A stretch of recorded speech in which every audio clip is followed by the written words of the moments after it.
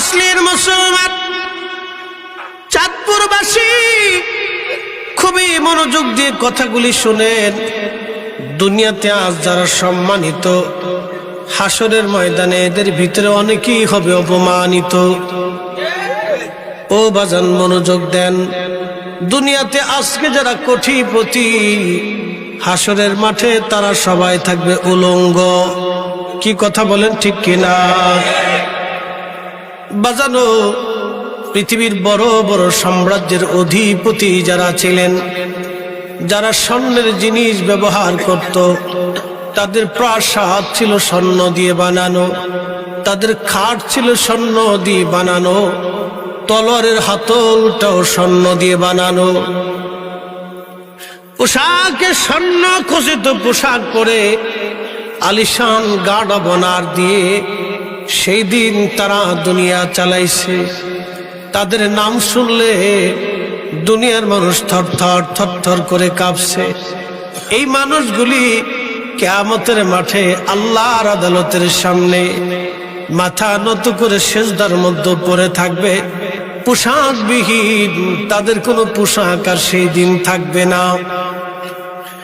দুনিয়ার কোটি কোটি টাকার মালিক যারা, সেই দিন তারা হবে অপমানিত। দুনিয়ার বিরাট বড় বড় রাজা বাচ্চারা সেই দিন অপমানিত হবে।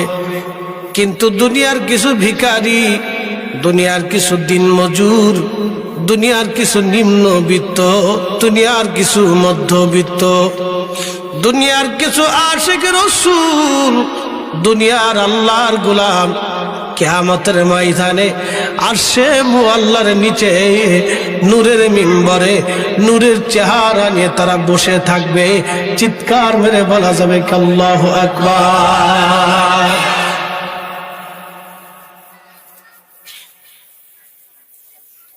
কত বিরাট বড় মাঠ! তারুজুল মালাইকাতু ওয়ার রূহু ইলাইহি ফি ইয়াউমিন কানা মিকদারুহু 50,000 সানা। আমার রব তার জবানের ভাষায় বলে, ও হাবিব বন্ধু, বান্দাদেরকে জানাইয়া দেন, দুনিয়ার 50,000 বছর এক জায়গা করলে যত বড় হবে। একটা সেকেন্ড করে 60 সেকেন্ডে একটা মিনিট হয়, একটা মিনিট করে 60টা মিনিটে একটা ঘন্টা হয়, একটা ঘন্টা করে 24 ঘন্টায় একটা দিন এবং রাত হয়। সেই দিন ও রাতের হিসাবে 365 দিনে একটা বছর হয়। সেই বছর হিসাব করলে 50,000 বছর যত বড় হবে, হাসরের মাঠের একটা দিন হবে তত বড়, একটা দিন হবে তত বড়, একটা দিন হবে তত বড়। সেই দিন ওই হাসরের মালিক যিনি মালিক ইয়াউমিদ্দিন, বিচার দিনের মালিক আমার আল্লাহ, বিচার দিনের মালিক আমার আল্লাহ, শাফিউল মুজনিবিন আমার নবী, বিচার দিনের মালিক আমার আল্লাহ। আল্লাহ হলো রব্বুল আলামিন, আমার নবী হলো রাহমাতুল লিল আলামিন। আমার আল্লাহ মালিক ইয়াউমিদ্দিন, আমার নবী শাফিউল মুজনিবিন। আল্লাহ কাহার, আমার নবী রহমান। আল্লাহ শক্ত, আমার নবী নরম। আল্লাহ আরশ ওয়ালা, আমার নবী মাকামে মাহমুদ ওয়ালা। আরো জোরে, আরো জোরে। ও নবীর ইজ্জত নিয়ে যারা টানা হাসরা করে, এদের মতো বলো আল্লাহর দুনিয়া তার একটাও নাই। ও সাইকুল হাদিস হলেই কি হবে? আর প্রিন্সিপাল আর চ্যান্সেলর, অধ্যক্ষ, উপাধ্যক্ষ, মুফতি আজম, মুনাজির আজম ছাতা দিয়ে রসুল পাওয়া যায় না। নবী পাইতে হলে ওয়াসাল কান্নির মতো গোলাম হতে হবে, বেলালের মতো দিল দিয়ে ভালোবাসতে হবে। কথা বলেন ঠিক না বেটা? ওগুলো দিয়ে রসুল পাওয়া যায় না। মানুষের জীবন নষ্ট করে কোনো রাজনীতি হইতে পারে না। কথা কোন ঠিক কিনা? এগুলি কোনো রাজনীতি। আপনি যেটাই করেন ওটা আপনার ইচ্ছা। আমি এটাতে বিশ্বাসী না। আল্লাহর কসম করে বলি, রসুলের জীবনে বহু যুদ্ধ হয়েছে, বহু যুদ্ধ নবী করছেন। যুদ্ধ করার আগে আল্লাহ রসুল সাহাবায়ে কেরামকে উপদেশ দিয়ে বলতেন, হে সাহাবীরা, আল্লাহর জমিনে আল্লাহর দ্বীন প্রতিষ্ঠিত করার জন্য জিহাদের ময়দানে উপস্থিত হইছি। আল্লাহ আমাদেরকে যদি বিজয় দেয়, তাহলে বৃদ্ধদের গায়ে হাত দিবা না, মহিলাদের গায়ে হাত দিবা না, বাচ্চাদের গায়ে হাত দিবা না, কারো গাছ কাটবা না, বাড়িতে আগুন দিবা না, গবাদি পশু হত্যা করবা না, কারো মাল সামানা নষ্ট করবা না, ফসল নষ্ট করবা না। একসাথে বলা যাবে না মারহাবা? আরে দুনিয়া উল্টে গেলে তো রসুলের কথার বাহিরে যাব না। কি কথা ঠিক কিনা? পৃথিবী উল্টে গেলেও রসুলের কথার বাইরে যাওয়া যাবে। রসুল করিম সম্মুখ যুদ্ধ করার পরেও তিনি এই নীতি দিয়ে দিচ্ছে। আর আমরা কি নীতি হয়েছে জানি না কিছু।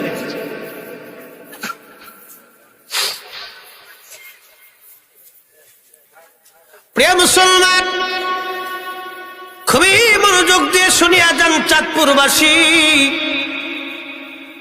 আল্লাহ নবী কিয়ামতের মাঠ, আল্লাহ হলেন মালিক ইয়াউমিদ্দিন, আমার নবী হলো শাফিউল মুজনিবিন। আল্লাহ আরশ ওয়ালা, আমার নবী মাকামে মাহমুদ ওয়ালা। কি কথা কন না কে?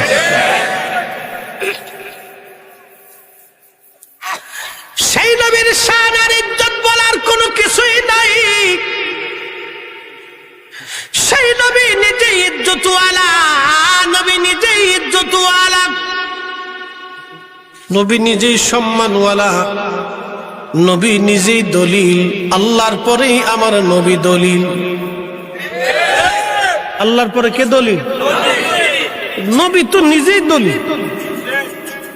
ওই নবী তাজিম করার জন্য আর নতুন করে দলিলের দরকার। যারা দলিল খোঁজাখুঁজি করে, এগুলি সব কটা শয়তানের আওলাদ। ওর কাজে খালি খোঁজাখুঁজি করা, আঙ্গুল দেওয়া, আঙ্গুল দেওয়া। আমাদের দেশে কিছু সামাজিক মানুষ আছে, এরা আর একজনের খালি আঙ্গুল গুটায়, গুতাইয়া সমাজের ভিতরে ফেতনা বাঁধায়। আর এরকম কিছু আঙ্গুল গুতাইয়া আমার সমাজের ভিতরে ফেতনা বাঁধাই, অশান্তি সৃষ্টি করে। কেডাই রে ফতোয়া দিছে? বলে মুফতি সাহেব। কেডা মুফতি? বলে আব্দুল করিমের বেটা। জীবনে কেউ চিনছে না, ফতোয়া একটা দিয়ে সমাজে ভেজাল বাঁধাই দিয়ে সে বুঝাই দিল আমি আব্দুল করিমের বেটা, পড়াশোনা করে আইছি। ওরে শয়তান কোথাকার! ও হলো সমাজের ফেতনাকারী, ফ্যাসাদ বাঁধানো কলা। কি কথা কন না কেন? সমাজে এসে বিশৃঙ্খলা বাঁধাই দিচ্ছে। হে বুঝাইতে চায় আমার বাপ দাদা 14 পুরুষ ভুল করে গেছে, উনি বিরাট বড় মুফতি সাহেব এসে উনি শুদ্ধ করতেছে। এটা ভাব লইছেন। খুব মনোযোগ দিয়ে কিয়ামতের মাঠে কঠিন ওই বিচারের দিনে বলেন তো, নবীজির কাছাকাছি যাওয়ার আশা আছে না নাই? সেই দিন বলছিলাম, বড় বড় ধনী যারা উলঙ্গ হয়ে আল্লাহর আদালতে দাঁড়াবে, পোশাক আর সেই দিন থাকবে না। আজকে যারা ক্ষমতার অহংকার করো, পয়সার দেমাগ যারা দেখাও, আল্লাহর আদালতের সামনে কোটি কোটি বছর পার হয়ে থাকবে, কোনো পয়সা থাকবে না, পোশাকটাও পর্যন্ত থাকবে না। ক্ষমতা তো দূরের কথা, তোমার দিকে তাকানোর মতো কারো সময় আসবে না। কিসের অহংকার, কিসের দেমাগামি দেখায়, কিসের অহংকার আমার? মানুষের কোনো অহংকার নাই, মানুষের কোনো অহংকার নাই, মানুষের কোনো অহংকার হতে পারে না।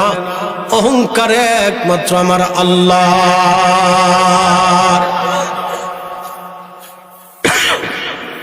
ও মুসলমান, সেই দিন আল্লাহ যাকে পোশাক পরাইয়া 70,000 ফেরেশতার বেষ্টন দিয়া, মিছিল দিওয়াইয়া আহলান সাহলান দেওয়াইয়া আল্লাহ তারে হাসরের ময়দানে উঠাবে।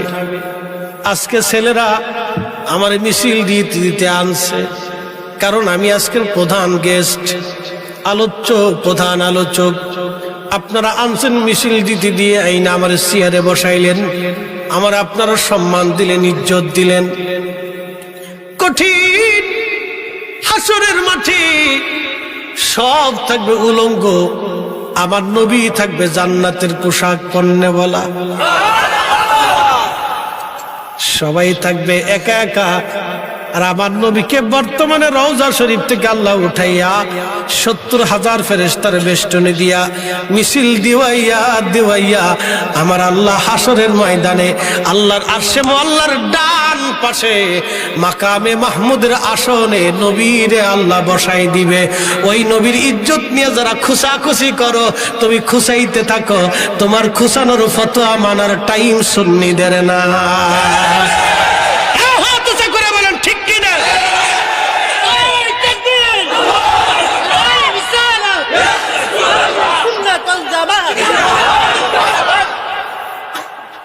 ওগুলো দেখার টাইমই নেই। একবারে মগজ থেকে ঝেড়ে ফেলে দিবেন, মগজ থেকে ঝেড়ে ফেলে দিবেন, একবারে মগজ থেকে ঝেড়ে ফেলে দিবেন। ওর মানার টাইমই নেই। কোথায় রসুল করিমের শান আর কোথায় সে কি গুতোচ্ছে বেটা, মুইতে ঠিক মতো পানি নিছে না, ও গুতোচ্ছে। 2 দিনের বইয়ের আগেই বেটা ভাতে রেখে ওরকম হাজার হাজার কত মুফতি রসুল করিমের দল মেহেশ্বরের মাঠে আল্লাহর আদা রসুলের সামনে দাঁড়ায় থাকবে, সিরিয়ালি পাবে না। কি কথা কর না, সিরিয়ালি পাবে না। সিরিয়াল কার হবে জানেন? হৃদয় দিয়ে যে রসুলকে মহাব্বত করে। রিক্সা বলা, দিন মজুর, পয়সা বলা, আল্লাহ রসুল এগুলি দেখতো না। এগুলি রসুলকে আমি দেখবো না। আল্লাহ নবী দেখবে হৃদয় দিয়েও আমাকে ভালোবাসছিল কিনা।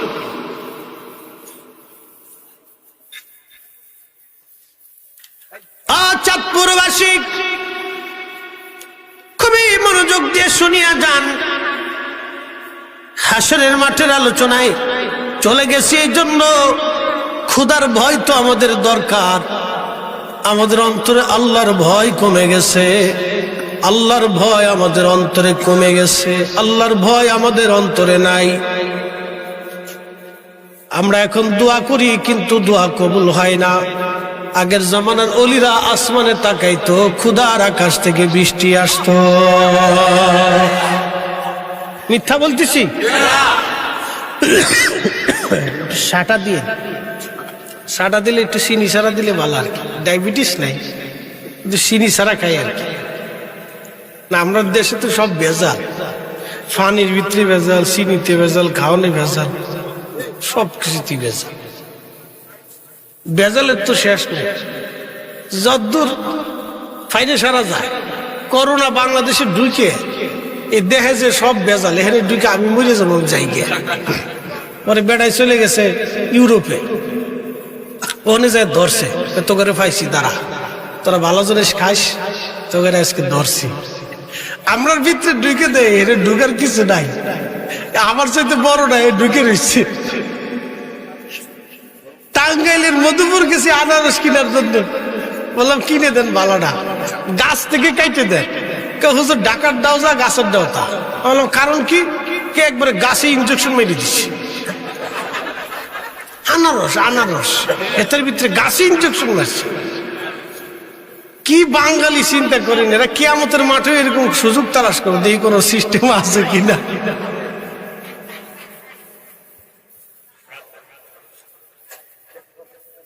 এই জাতিরে সব জাতি ডরায়, এই জন্য ভারতে 4 দিয়ে তার কাটা দিয়ে বেড়া দিয়ে দিচ্ছে। যদি খালি কইতেছে ওপেন, তাহলে মোটামুটি ভারতের কাজ সারা করে দিছিল একবারে। এটা বুঝছি তার কাটায় বেড়া দিয়ে দিচ্ছে না, এই জাতির ঢুকতে দেওয়া যাবে না।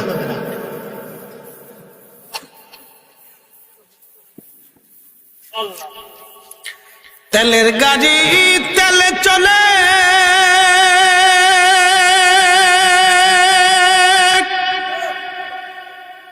হাওয়ার গাড়ি হাওয়ায় উড়ে, বিনা তেলে চালাই গাড়ি নবী সুলাইমান। আমরা সেই মুসলমান, কথা কোন ঠিক কিনা? খুবই মনোযোগ দিয়ে শুনে যান। মুসা নবীর জমানায় বিরাট বড় দুর্ভিক্ষ আসলো, বৃষ্টি নাই, বৃষ্টি নাই, বৃষ্টির বিরাট বড় অভাব। সারা মিশরবাসী, জর্দানবাসী, বনি ইসরাইল যারা ছিল সব আসছে, ওগো নবী বৃষ্টি নাই, বৃষ্টির অভাবে দুর্ভিক্ষ নেমে গেছে। বাংলাদেশে যদি কখনো দুর্ভিক্ষ আসে তাহলে বুঝবেন আকাশ থেকে বৃষ্টি বন্ধ হয়ে যাবে। যদি বৃষ্টি বন্ধ হয় তাহলে বুঝবেন দুর্ভিক্ষ সামনে। শীতের দিনে যদি শীত না পড়ে তাহলে বুঝবেন দুর্ভিক্ষ সামনে। মনে রাখবেন এই কথা। আর বৃষ্টি কখন বন্ধ হবে? যখন দুনিয়াবাসী যাকাত দেওয়া, দান করা, সদকা করা বন্ধ করে দিবে, অভাবীকে খাওয়ানো বন্ধ করে দিবে, আল্লাহর আকাশ থেকে তখন বৃষ্টি আমার আল্লাহ অটোমেটিক বন্ধ করে দেবে। মনে রেখে নে মশলা। এই দেশের মানুষ যখন যাকাত বন্ধ করে দিবে, দান সদকা বন্ধ করে দিবে, মানুষকে খাওয়ানো বন্ধ করে দিবে, দুস্থ অভাবীকে কিছু দেওয়া বন্ধ করে দিবে, তখন আল্লাহর আকাশ থেকে অটোমেটিক বৃষ্টি বন্ধ হবে। যখন বহু পরিমাণে জুলুম বেড়ে যাবে, অন্যায় বাড়বে, আকাশ থেকে বৃষ্টি বন্ধ হবে, খাবারের লজ্জত নষ্ট হবে, আর বরকত শূন্য হয়ে যাবে মানুষের জীবন। নানান রোগ মানুষের দেহের ভিতরে আসতে থাকবে, নতুন নতুন ব্যাধি তখন আসতে থাকবে। এই ব্যাধির কোনো নিরাময় দুনিয়ার ঔষধ দিতে পারবে না। নতুন নতুন ব্যাধি আসবে দুনিয়াতে, ব্যাধির কোনো নিরাময় নেই, কোনো নিরাময় নেই। খুবই মনোযোগ দেন। সারা এলাকায় বৃষ্টি নাই। হযরত মুসা নবীর কাছে উম্মত বলল, হুজুর বৃষ্টির অভাবে, বৃষ্টির অভাবে আমাদের করুণ পরিস্থিতি চলতেছে গো নবী, বৃষ্টির বড় দরকার। হযরত মুসা আলাইহিস সালাতু ওয়াস সালাম সব উম্মত ডেকে নিয়ে পাহাড়ের পাদদেশে বিরাট বড় ময়দানে দাঁড়ায় গেছে। সবাই নিয়ে নামাজ পড়ে মুসা আলাইহিস সালাম দোয়া করতেছে, আল্লাহ বৃষ্টি দাও, বৃষ্টি দাও, বৃষ্টি দাও। কিন্তু আকাশ আরো পরিষ্কার হইয়া যাইয়া বেশি পরে মানে গরম পড়া শুরু করলো, বৃষ্টি একেবারেই নাই। এখান থেকে একটা মাসালা জেনে যান, মুসা আলাইহিস সালাম একা দোয়া করছে না সবাই নিয়ে করছে? জোরে বলেন। তাহলে আমরা কি একা দোয়া করব না সবাই নিয়ে? আজকে যারা আমার দেশে ফিতনা বাঁধাইতেছে, তাহলে ফিতনাবাজ কি আমরা না হেরা? জোরে বলেন। বেজাল কি আমরা বাঁধাইছি না হেরা বাঁধাইছে? হ্যাঁ বুঝে যান। সিএস, আরএস, বিএস, এসএ সব কিছুতে আমার নাম, দাদার নাম, বাপের নাম, বড় বাপের নাম, তার বাপের নাম, 14 গোষ্ঠীর নাম, আমার জমিতে আমার নাম, সব কাগজে আমাদের নাম। হঠাৎ করে এসে একজন দখল করলো যে জায়গাটা আমার, আমার বাপের জায়গা। এটা যেমন মিথ্যা বানোয়াট। এই জমিন শাহজালালের জমিন, খাজা বাবা আজমিরির জমিন, মুজাদ্দিদ আল ফিসানি সেরহিন্দির জমিন, খাজা বাকিবিল্লার জমিন, নিজামউদ্দিন আউলিয়ার জমিন, কুতুবউদ্দিন কাকির জমিন, আল্লাহর ওলিদের জমিন। আল্লাহর ওলিদের জমিনে আল্লাহর ওলিদের দেবাই ইসলামে দেশে চলবে। কথা বলেন ঠিক না বেঠিক? নতুন করে যেগুলো সে ফিতনা বাঁধাইতেছে সব হলো রোহিঙ্গা। সব কি? সব হলো রোহিঙ্গা। এটাই বেজাল বাঁধাইছে।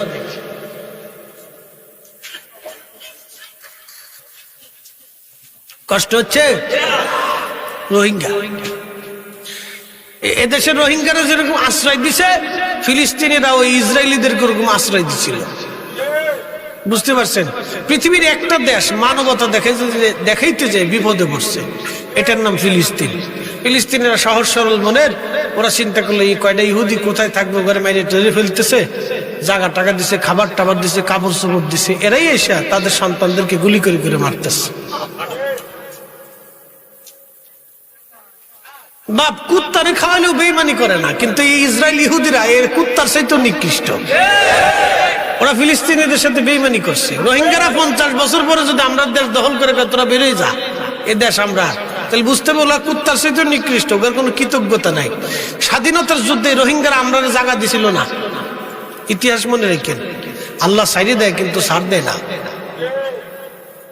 স্বাধীনতার সময় আমরা তো বিপদগ্রস্ত, যুদ্ধ বিগ্রহ, অর্থনৈতিক সমস্যা, খেয়ে না খেয়ে যুদ্ধে ক্লান্ত, কত মানুষ জীবন বাঁচানোর জন্য ভারতে গেছে, কিন্তু হিন্দুরা জায়গা দিছে, ওই রোহিঙ্গারা আমরা জায়গা দিছে। ইতিহাস মনে রেখেন। ওদেরকে আল্লাহ ফিডে ফুটে ঘুরে ঘুরে আবার আমরা দ্বারস্থ করে দিচ্ছে। আল্লাহ সাইডে দেয় কিন্তু ছাড় দেয় না। বুঝতে পারছো না? মুসলমান হোক আর হিন্দু হোক না খ্রিস্টান হোক, আমার দেখার টাইম নাই। আমরা ওই সময় বিপদগ্রস্ত ছিলাম, মুসিবতগ্রস্ত ছিলাম। ওদের দায়িত্ব ছিল, আরে এ বাঙালি জাতি ওরা কষ্ট করতেছে, ওরা জায়গা দিয়ে দেয়, কিন্তু ওরা আমরা জায়গা দিছে না ওই দিন। বুঝতে পারছেন? শুনে রাখেন, এগুলো ইতিহাস বোঝার দরকার আছে। আবেগে খালি ফাল দিয়েন না, এইভাবে কাজ হবে না, কাজ হবে না বাজার। শাহজালাল ইয়ামানি মুজাররিদি রাহমাতুল্লাহ আলাইহি 360 জন ওলি নিয়ে আসছে। 360 জন ওলি সুরমা নদীর পার। আল্লাহর ওলির মাজার যেখানে, এখান থেকে কাছে গৌর গোবিন্দের রাজ দরবার। মনোযোগ দেন, এখানেও সুরমা নদীর পার, বিরাট বড় নদী, বিরাট বড় নদী। 800 বছর আগের সুরমা নদী আর 800 বছর পরে সুরমা নদী এক নদী না। এই চাঁদপুর 800 বছর আগে এরকম ছিল কিনা আমরা জানি না, কিন্তু আবার 800 বছর পরে চাঁদপুর এরকম থাকবে কোনো গ্যারান্টি নাই। কি কথা কয়? এই শহর নদী হয়ে যেতে পারে, অথবা মরুভূমি হতে পারে, জঙ্গল হয়ে যেতে পারে। যেই নদী আজ আপনি এখানে দেখতেছেন, 800 বছর পরে এই নদী এইখানে নাও থাকতে পারে, এটা মরুভূমি হতে পারে। নদী অন্য দিক দিয়ে আমার আল্লাহ প্রবাহিত করে দিতে পারে। ঠিক না? এটাই হবে। তার বাস্তব প্রমাণ আপনাদেরকে আপনাদের চোখের সামনে দিই। আজ থেকে 1000 বছর আগে বাংলাদেশের মাটির নিচে ভূমিকম্প হয়েছিল। তার 600 বছর পরে, আজ থেকে 400 বছর পরে আরেকটা ভূমিকম্প হয়েছিল। বর্তমান যে সেন্ট মার্টিন দ্বীপ দেখেন, এটা ছিল সমুদ্রের 3 ফিট নিচে। আর ওই 400 বছর আগে ভূমিকম্পের কারণে আল্লাহ এই সেন্ট মার্টিন দ্বীপকে সমুদ্রের 3 ফিট উপরে উঠাই দিচ্ছে। জোরে, আরো জোরে। বাংলাদেশের সব মানুষও যদি ধাক্কাধাক্কি করে উড়ানো সম্ভব? পৃথিবীর সব মানুষও যদি ধাক্কাধাক্কি করে নিচে নেওয়া সম্ভব? উঠাইছে কে? আর পানির নিচে রাখছিল কে? বাংলাদেশের মতো 4 দেশ সমুদ্রের ভিতরে বঙ্গোপসাগরে আবার আল্লাহ এক ধাক্কা দিয়ে উঠাইতে পারে। আসতে বলেন, জোরে বলেন। আরে